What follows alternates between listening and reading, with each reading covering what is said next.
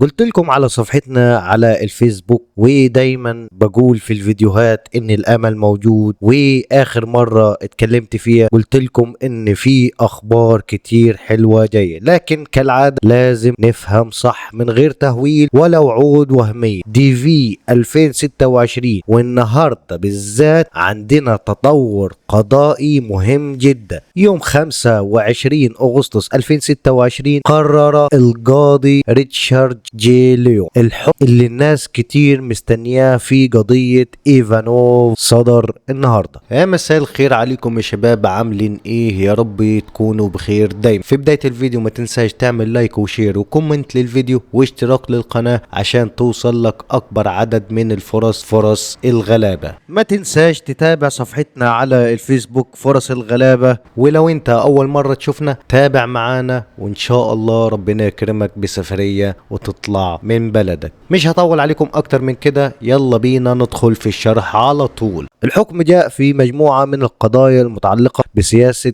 الإدارة تجاه الهجرة وتأشيرات اللوتري، وانتهى إلى نتائج مهمة جدا. أولا، USCIS باوس المحكمة اعتبرت وقف معالجة بعض طلبات USCIS غير قانوني بموجب قانون الإجراءات الإدارية APA. ثانيا، دي في باوس المحكمة اعتبرت أيضا وقف إصدار تأشيرات الدي في لوتري غير قانوني بموجب APA. ثالث حاجة، البابليك تشارج باوس، فالمحكمة اعتبرت سياسة وقف التأشيرات المرتبطة بالبابليك تشارج، ودي نقطة مهمة جدا جدا، هي غير قانونية لأنها فرضت مبنية على جنسية المتقدم بدلا من إجراء تقييم فردي لكل حال. لكن هنا لازم نوقف، الحكم ليس فتحا عاما لكل فائزين لوتري 2026. الحماية اللي منحها القاضي في الحكم ده مقصورة على المدعين الموجودين في القضايا أو القضية دي بالذات، مشمولة الحكم وعائلات الناس اللي من ضمن المدعين في هذه الدعوة. يعني ببساطة الحكم ما قالش إن كل فائزين لوتري 2026 بقيوا محميين بموجب قرار القضية دي، وما قالش ان كل الملفات هيتم اصدار تأشيراتها، ولم يمدد برنامج اللوتري لما بعد 30 سبتمبر 2026. طيب ايه اللي هيحصل للاشخاص المشمولين بالحكم الا وهم المدعين في القضية؟ بالنسبة لهؤلاء الاشخاص يجب على وزارة الخارجية قدر الامكان خلال الفترة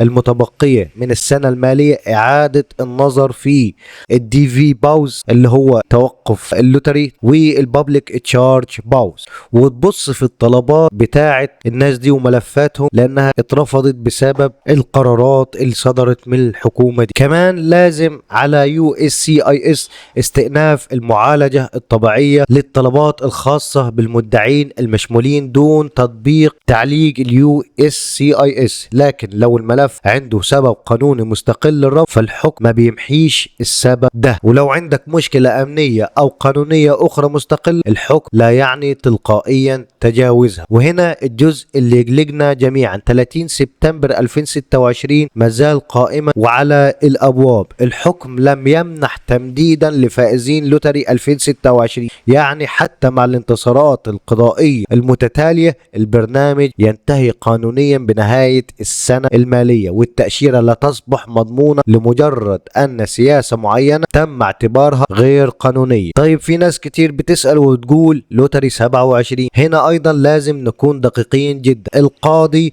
لم يأمر بفتح برنامج لوتري 2027، بل رفض هذا الجزء من المطالبات لان المدعين لم يثبتوا وجود ضرر مستقبلي مؤكد يبرر اصدار هذا الامر. يعني لا يوجد في هذا الحكم قرار بفتح تسجيل لوتري 2027، فاي حد هيقول الحكم هيفتح لوتري 27 الكلام ده غلط. الخلاصة يا جماعة، النهاردة عندنا انتصار قانوني مهم جدا، لكنه ليس الانتصار الشامل اللي هيفتح تأشيرات اللوتري لكل الفائزين.